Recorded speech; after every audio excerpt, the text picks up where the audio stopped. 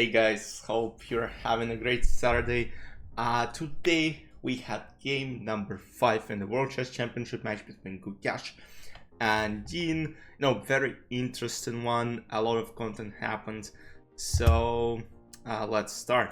So once again, Gukesh starts with e4. We already saw e4, d4. Do you think we will see something else from him in this match, like knight f3, like Dean played in the previous game? Or there's not really much to play. Like, yeah, he can play c4 as well, but I don't think we'll see it from him. I think the main two moves will happen. I think in the next game with white, he might go for d4, and I think we're still waiting for some surprises, because it's only game number 5. There's still a lot of at stake.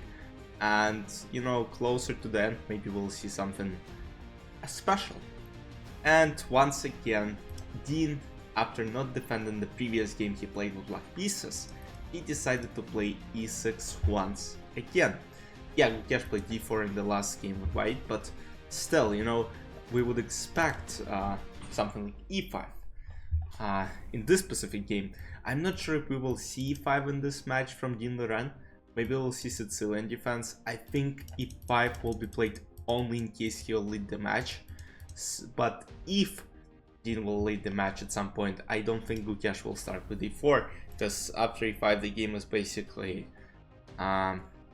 almost a draw.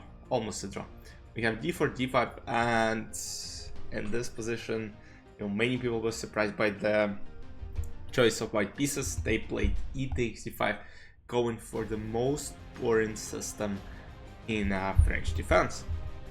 And I just watched Hikaru's recap, and what he said, that he can't believe that that's the only other choice that Gukesh has prepped, because basically, yeah, you want to go maybe for knight c3 once again, and then play the most aggressive on e5, f4 like he did in the previous game. Maybe, play some different variations, not like in the last game with knight e2, but yeah, it just e takes d5, e takes d5, and from now on there's not really much. I mean, Dean is good here. He doesn't have, obviously white have some advantage, and early on we went into endgame. And I don't think for people it was like very interesting, because look, there is nothing going on, and once again, in this match so far, players are not doing mistakes, and I don't think there is a huge room for mistakes, because they're playing, a bit, careful, like too much careful. Like, they don't really, like, let's say Nepo versus Dean. There was score, I think, 3-3 after 6 games, and like they were just exchanging punches every single game. They were like Yan won, then Dean won, and Yan won, and Dean won. And here we don't see it as much. Both players only won one game each so far. Again, tomorrow is a very crucial game 6. If this game is gonna be a draw, then alright, it's just basically they start from 0 every single game, so they just have to go for it. King of 8, and look, like before the match I was saying I don't believe we might have a tiebreak, but looking at the games, we might see it. And of course there was a possibility before the match, but I just didn't expect so boring games and so little mistakes, because so far there are not too many chances. And aggressive g4 was played.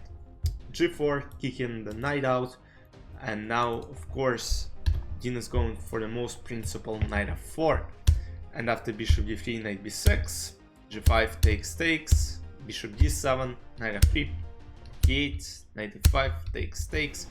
So here's a crucial moment. So after rook e5, according to the computer, it's a draw, or it would have agreed to a draw, but d takes e5 is played, which computer, as you can see, says a mistake. So, and Dean immediately bleeds out knight d3, hitting the rook, hitting the pawn, and hitting another pawn. So the only move right now is, of course, to take, and as Dean said in the press conference, because many people are wondering why he didn't push, because basically after knight c4 it's basically a draw offer, almost a draw offer. So according to computer, the best move is knight a4. So yeah, Dean said that, alright, I didn't think that I had such a huge advantage. On this level, even 0.7 really matters. And guess what? And many people are discussing it like after every single game, what would have happened if Magnus played this position of black? Magnus would just, you know, squeeze the soul from his opponent. Just like, Magnus just wouldn't be, you know, showing any mercy for these players. That's why he's still the best, and we can see it by looking at the quality of the games. I mean, it's not like, you know, in some positions, you know, where you might go for something more, you just, you know, trying to be safe, you know. And soon, you know, just basically here once again there was some bishop h5, but apparently it doesn't look like black have much. And after bishop c6, rook c4, opposite colored bishops, nothing interesting is happening. King f6, king d3, g6, and players started basically repeated moves and agreed to draw here, because basically even though white are up a pawn, they can't break through. This bishop is controlling everything on this diagonal. Even if this king would be somewhere here, it is still a complete draw, because bishop just will go back and forth. Here h1 c6, so there is no way to break through. Both players agreed to draw. We have 2.5 to 2.5 score after 5 games. Once again, you know, really interesting match. Tomorrow game 6, the last game before the rest day, will be the second rest day already. You know, time flies. And we'll be only getting closer and closer to the end of the match. And you know, it's very exciting to watch, of course. Yeah, just again, let me know in the comments who you're supporting. I know I have Gukesh fans, I know I have Dean fans. Honestly, you know, I was supporting Gukesh before the match, but you know, at this point, I just don't really care who wins. Yeah, I still want Gukesh to win, obviously, because I think it will be a great face for the world of chess. But yeah, guys, hope you enjoyed. I'll see you in the recap tomorrow. Bye bye.